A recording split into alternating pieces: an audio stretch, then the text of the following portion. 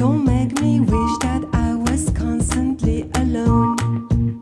You've got no cash, you got no phone, and still you act as if this is your second home. And I can't keep wasting my time trying to read your mind. Is it all part of your design? A part of your design? No matter what you say, no matter what you do, I will always be suspicious of you. No matter what you say, no matter what you do, I will always be suspicious of you. And when you smile, it makes it worse. By now I've come to realize that we are cursed. Still I hold on, I don't know why. When every word you swear it's true might be a lie. And I can't keep wasting my time trying to read your mind. Oh, oh, oh. Is it all part of your design? A part of your design?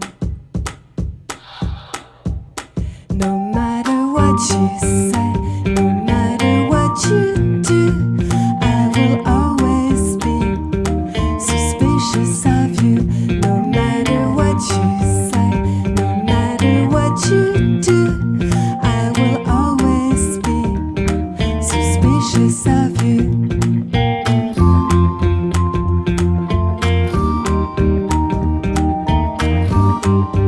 Oh, oh, oh, oh.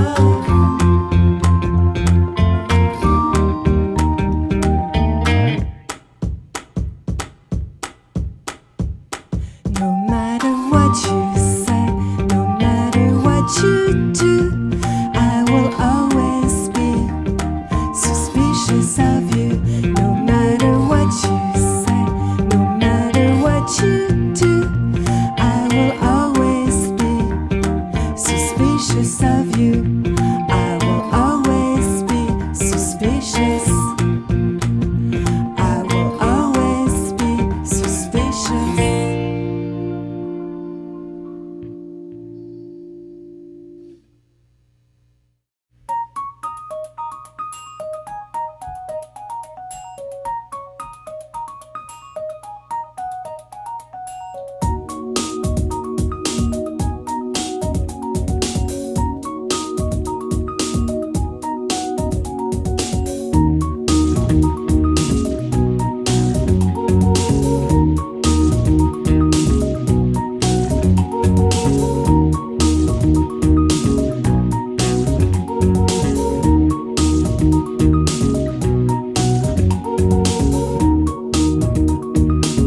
You got me working so hard. You got me down on my knees. You say you're falling apart. Look what you're doing to me. Uh-oh, uh-oh, oh.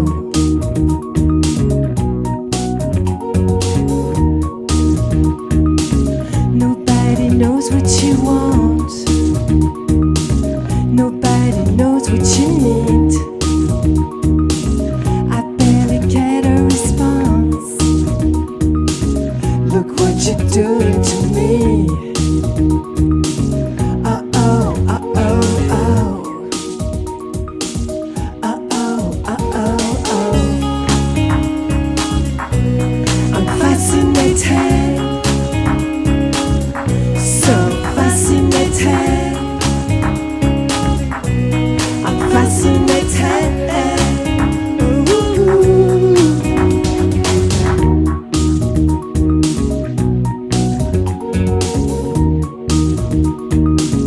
A promise we made ourselves to never care much at all. And now you never tell me how to break down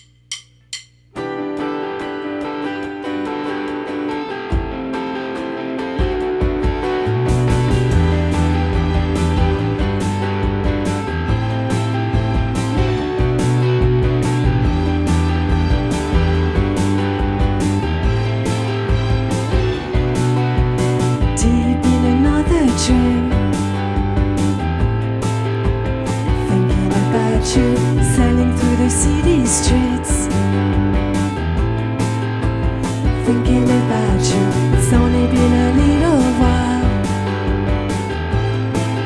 but I'm thinking about you. Can't hide another smile. I've been thinking about you, but I never look back, never look over my shoulder, and I never react. Can't go where I've gone before. No, I never look back. Now I've gone so much colder, and you're feeling too glad, like it's nothing at all. It's nothing at all.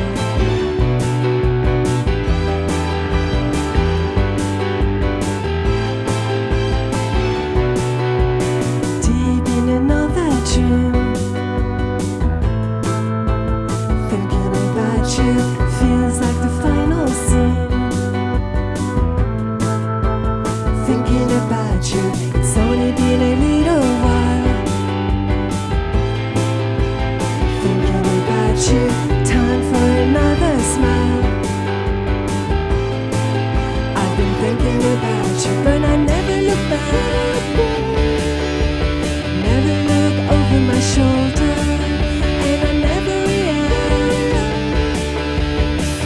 Can't go where I've gone before. No, I never look back. Now I've gone so much colder, and you're fading to black, like it's nothing at all. It's nothing at all.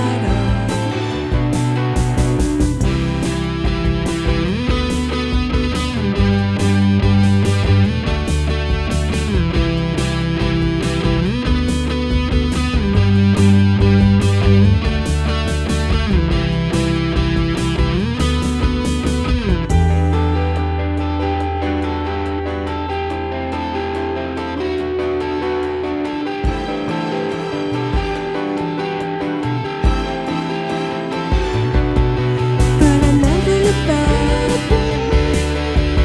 never look over my shoulder, and I never react. Can't go where I've gone before. No, I never look back. Now I've gone so much colder, and you're fading to black, like it's nothing at all. It's nothing at all. It's nothing at all. It's nothing at all. Thinking about you.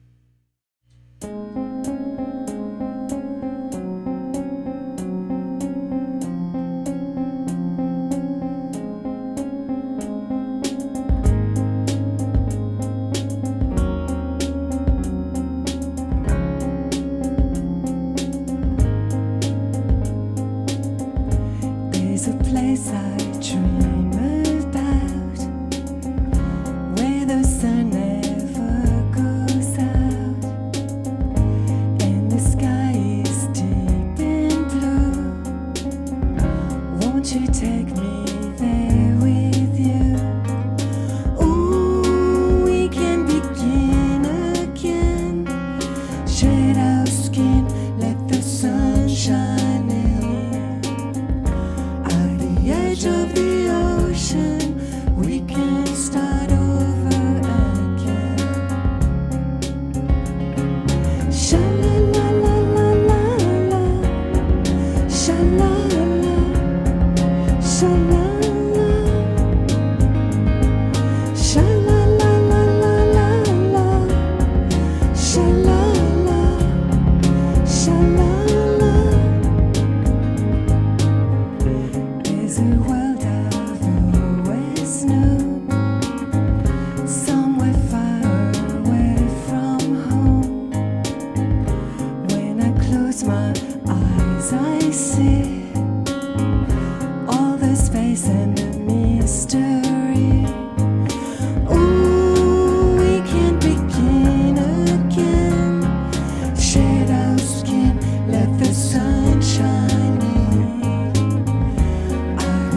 edge of the ocean, we can start over again.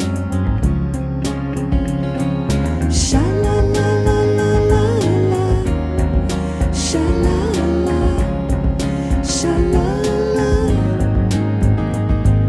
sha-la-la-la-la-la, sha-la-la, sha-la-la.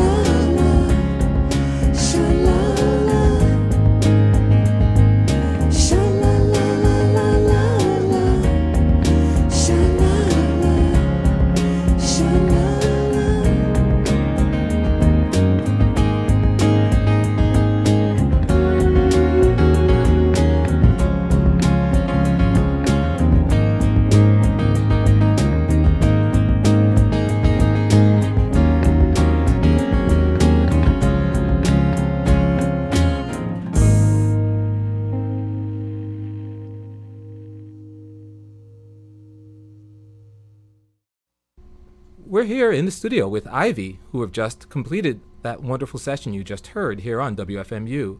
Why don't you introduce yourself, folks? I'm Adam. I'm Dominique. I'm Andy. And you are the three mainstays of the band and have been since its inception back in the 90s. Correct. And for this session, who else played with you? We have Brian Wolves on the drum. Wolfe. Brian Wolves. Well, there were two of them, right? It sounded like two. He was that good a drummer that it was Wolves. Yeah. Well, to me, it's Wolves or whatever. And Bruce Driscoll on the guitar and keyboard. And what did you guys play, respectively? Well, I'm the singer. And the guy next to me over there. Yeah, I'm Andy. playing acoustic guitar and keyboard. This is the first, since we started the band, first time I've ever played keyboard. So it's kind of an exciting chapter in my life. It was exciting for us, too. Yeah.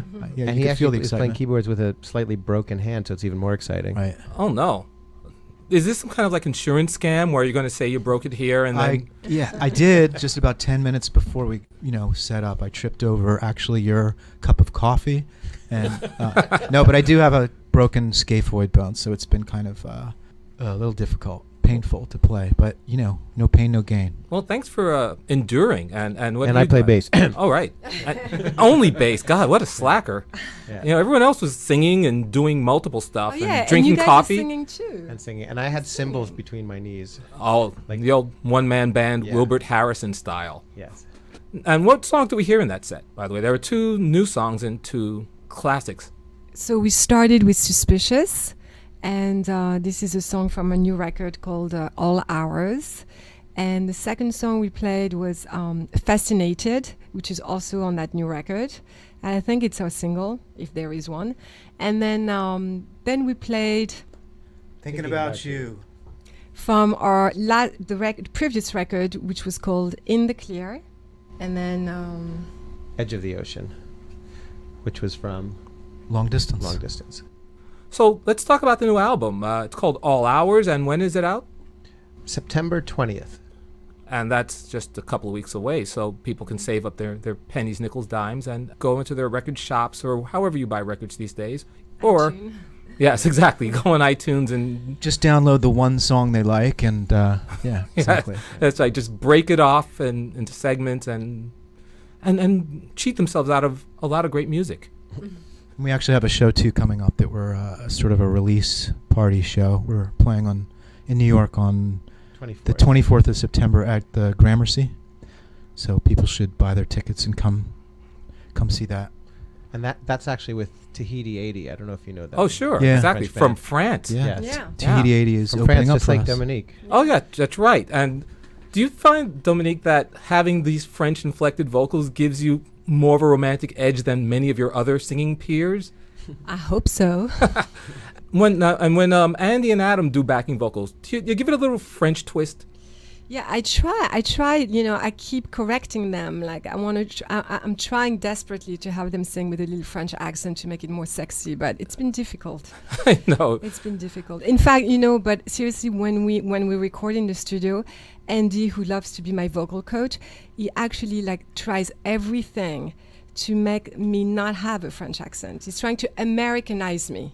I don't know why. You do know that that's kind of pointless, and trying besides to the tell. point, I think that it goes without saying that Ivy's songs are very much in the romantic vein, and that French is the language of romance, and French acts as English actually enhances the English. When I was a kid trying to pick a language, the Spanish teachers and the French teachers were doing their campaign to try to convince us to take their language. The French teachers told me that, you know, obviously French is more beautiful. The Spanish teachers convinced me because they said French is a dying language, and by the time I grew up and became their age, nobody would be speaking it.